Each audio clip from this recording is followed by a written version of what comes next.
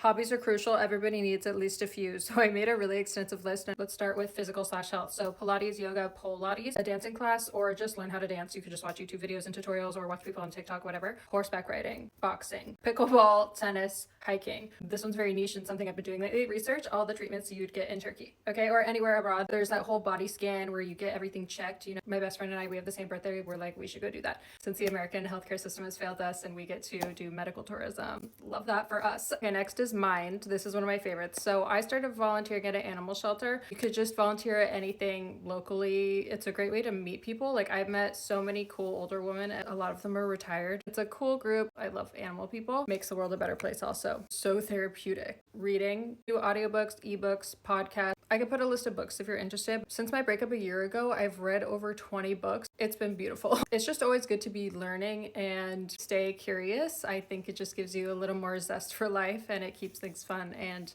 you always have something to talk about. Meditation. I do nightly meditations. Like I have something play throughout the night. Dylan James YouTube channel. I just listen to those. It's like affirmations all night. And then morning, there's different meditations and affirmations. It sets the day on a good tone. Journaling. I just got done with The Artist's Way. It's a 12-week program. You write 3 pages each day. It's a really big book. I discovered so much about myself. It was a great exercise and I've continued to journal even after the 12-week program. But you should read The Artist's Way and do the workbook. It's transformative. Scorsese, Kanye, a lot of people swear by it and that it helped them with their creativity. Reading poetry. I also got into writing poetry. Learn a new language. I studied Italian and Spanish. I kind of want to learn Greek. It could be useful. What if I want to go live in Greece or something? I don't know. Make an itinerary for somewhere you want to go. I just think this is good practice. I'm a pro itinerary maker. I'm really good at it. I love it. I love researching places before. It gets me super excited. I share a lot on my blog also for everywhere I've been. I did a solo Southeast Asia trip when I was like 21 after I quit corporate and that was such a transformative experience for me and I highly recommend it. Next is hands. So hosting. You could host little parties. You could host scrapbooking parties. You could host, bring a dessert, bring a drink, anything. There's so many different things you could host. DIY projects, home projects. That also got me through my breakup was just doing a ton of home projects. So much fun. Air dry clay. I was really into that for a while.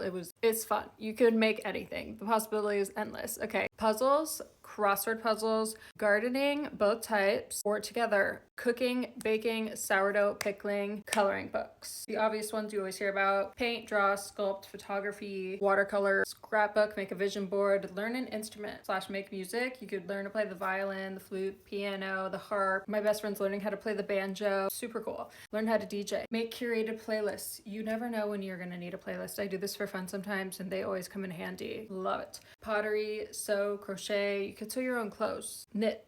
Whatever. Learn how to make rugs. Do flower arrangements, nail art, juggle.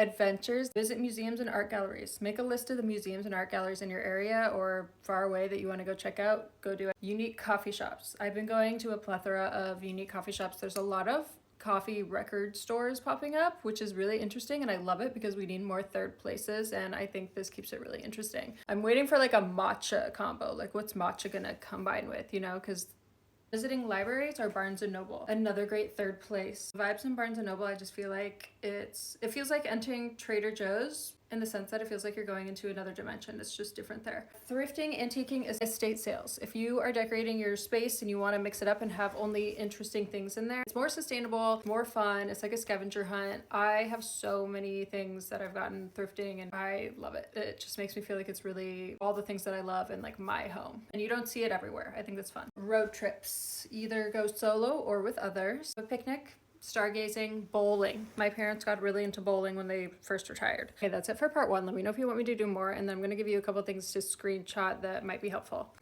Important questions. How to get your happy chemicals every day. 80 ways to spend time alone. And different topics to study. Also, share your hobbies down below because I love hearing what other people's hobbies are. I think it's fascinating. And let me know if you want me to share more because I have so many. Okay.